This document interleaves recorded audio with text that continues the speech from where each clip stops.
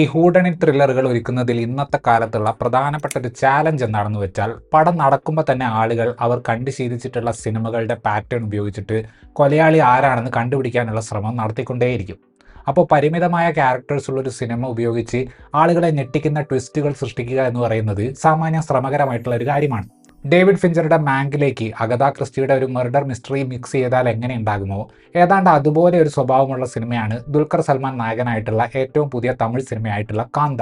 ഒരു ഹൂഡണിറ്റ് പോലെയാണ് പുറമേ നിന്ന് നോക്കുമ്പോൾ തോന്നുകയെങ്കിലും അതിലെ വൈ എന്ന ആസ്പെക്റ്റിലേക്ക് നമ്മളെ കൊണ്ടുപോകാൻ ശ്രമിക്കുന്ന ഒരു പടമാണ് കാന്ത. ഇതിലെ വേൾഡ് ബിൽഡിംഗ് വളരെ മികച്ചതാണ്. അതുപോലെ തന്നെ ഏറെക്കുറെ എല്ലാ കഥാപാത്രങ്ങൾക്കും ഒരു ഗ്രേ ഷെയ്ഡ് ഉള്ളത് കൊണ്ട് കഥയിൽ നമ്മൾ പൂർണ്ണമായിട്ടും ഇൻട്രസ്റ്റഡ് ആയിരിക്കും. ആര് ചെയ്തു എന്നതിൽ നിന്ന് എന്തിന് ചെയ്തു എന്നതിലേക്കുള്ള ആ ഒരു ട്രാൻസിഷൻ കുറച്ചുകൂടെ നല്ല രീതിയിൽ ചെയ്യാൻ പറ്റിയിരുന്നെങ്കിൽ കാന്ത ഒരു ഗംഭീര സിനിമയായിട്ട് മാറിയേനെ.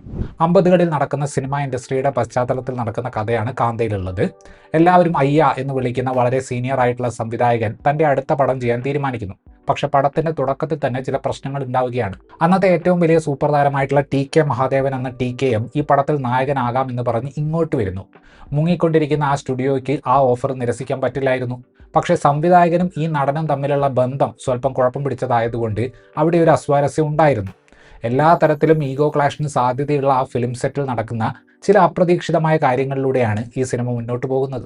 പഴയ കാലത്തെ കാര്യങ്ങളെ പുതിയ തലമുറയുടെ മുന്നിൽ ഏത് രീതിയിൽ അവതരിപ്പിക്കണം എന്നതിൽ ഇതിൻ്റെ സംവിധായകനായിട്ടുള്ള സെൽവമണി സെൽവരാജിന് നല്ല ക്ലാരിറ്റി ഉണ്ട്.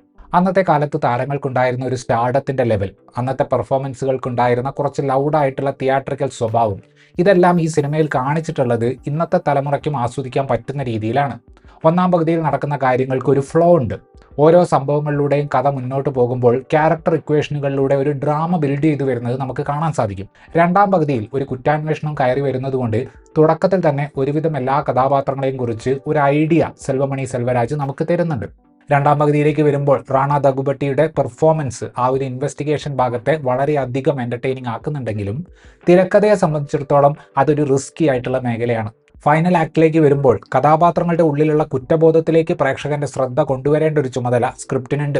ഒരു ഗംഭീര വിഷ്വൽ ലാംഗ്വേജ് ഉള്ള സിനിമയായിട്ടാണ് കാന്ത അനുഭവപ്പെട്ടത്. ഒരു ഹിച്ച്കോക്ക് സിനിമ പോലെ വളരെ തിക്കായിട്ടുള്ള ഷാഡോകളും പേടിപ്പെടുത്തുന്ന അറ്റ്മോസ്ഫിയറും ഒക്കെ വെച്ചിട്ടാണ് പടം തുടങ്ങുന്നത്. സമാനമായതല്ലെങ്കിലും അത് കഴിഞ്ഞിട്ടും ഡാനി സാഞ്ചസ് ലോപ്പസ് തന്റെ സിനിമാറ്റോഗ്രാഫിയിലൂടെ ലൈറ്റിനെ ഉപയോഗിച്ച് ഒരു ഷാഡോ പ്ലേ നടത്തുന്നുണ്ട്. കഥാപാത്രങ്ങളുടെ ഈഗോ ഒക്കെ ഈ കഥയിൽ ഒരു ലെയർ ആയതുകൊണ്ട് ഇങ്ങനെയുള്ള ഒരു വിഷ്വൽ സ്റ്റൈൽ പടത്തിന് ചേരുന്നുണ്ട്. സിനിമയുടെ ഒരു മിസ്റ്ററി സ്വഭാവത്തെ നിലനിർത്തുന്ന രീതിയിലാണ് എഡിറ്റിംഗ് പേസ് ചെയ്തിട്ടുള്ളത്. അന്നത്തെ കാലത്തെ സിനിമയിലെ കഥാപാത്രങ്ങളെ പോലെ ഈ സിനിമയിലെ ആളുകളെ ബിഹേവ് ചെയ്യിപ്പിക്കാത്തതുപോലെ പശ്ചാത്തല സംഗീതം ഒരുക്കുന്നതിലും അന്നത്തെ കാലത്തെ രീതിയിലേക്ക് ഇവർ പോയിട്ടില്ല.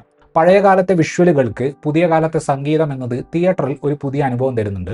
എഴുത്ത് തന്നെയാണ് പല സ്ഥലത്തും സിനിമയിൽ നമ്മൾക്ക് ഒരു എക്സൈറ്റ്മെന്റ് തരുന്നത്. പക്ഷേ പ്രധാനപ്പെട്ട ചില വെളിപ്പെടുത്തലുകൾ നടത്തുന്ന സീനുകളിൽ മെലോഡ്രാമ കൈകാര്യം ചെയ്യുന്നതിൽ ഇതേ എഴുത്ത് തന്നെ ചെറുതായിട്ട് പാളിപ്പോകുന്നുണ്ട്. കഥാപാത്രങ്ങളുമായിട്ട് അവിടെയൊന്നും നമുക്ക് എംപതൈസ് ചെയ്യാൻ പറ്റുന്നില്ല.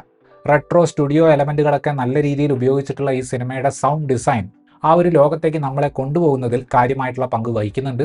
TK മഹാദേവൻ എന്ന കഥാപാത്രം തീർച്ചയായും ദുൽഖറിന്റെ കരിയറിലെ ഏറ്റവും ചാലഞ്ചിങ് ആയ റോളുകളിൽ ഒന്ന് തന്നെയാണ്. ആ ഒരു കാലഘട്ടത്തിലുള്ള ഈഗോ ഉള്ള ഒരു നടനെയാണ് ദുൽഖർ അവതരിപ്പിക്കുന്നത്. പോരാത്തതിന് ആ ഒരു കാലഘട്ടത്തിലെ ആക്ടിംഗ് സ്റ്റൈലിനെയും സ്ക്രീനിൽ അവതരിപ്പിക്കേണ്ടതായിട്ടുണ്ട്.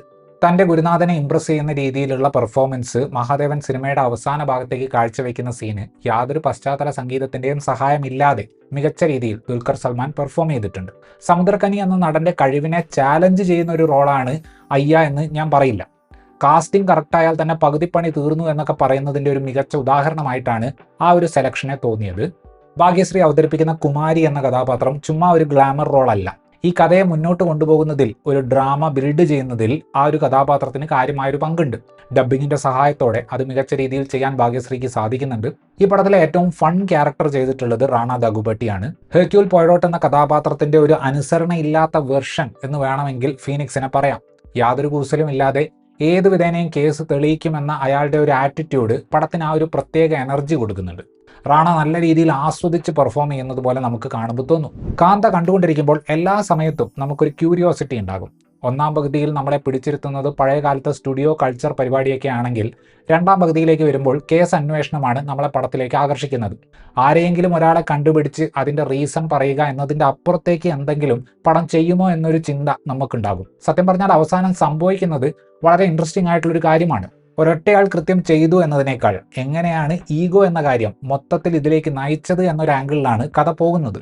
ഞാൻ ആദ്യമേ പറഞ്ഞതുപോലെ ആ ഒരു പ്രധാന ഭാഗത്ത് കഥാപാത്രങ്ങൾ അനുഭവിക്കുന്ന വേദന പ്രേക്ഷകന് പൂർണ്ണമായും കിട്ടുന്ന രീതിയിൽ കാര്യങ്ങൾ പ്രസന്റ് ചെയ്യുന്നതിൽ കാന്തയ്ക്ക് ചെറിയൊരു പാളിച്ച പറ്റുന്നുണ്ട്. ഇത്രയുമായിരുന്നു ഈ സിനിമയെക്കുറിച്ചിട്ടുള്ള എൻ്റെ റിവ്യൂ. വീഡിയോ ഇഷ്ടപ്പെട്ടാൽ ലൈക്ക് ചെയ്യുമെന്നും കൂടുതൽ വീഡിയോകൾക്ക് വേണ്ടി ഈ ചാനൽ സബ്സ്ക്രൈബ് ചെയ്യുമെന്നും പ്രതീക്ഷിക്കുന്നു. താങ്ക്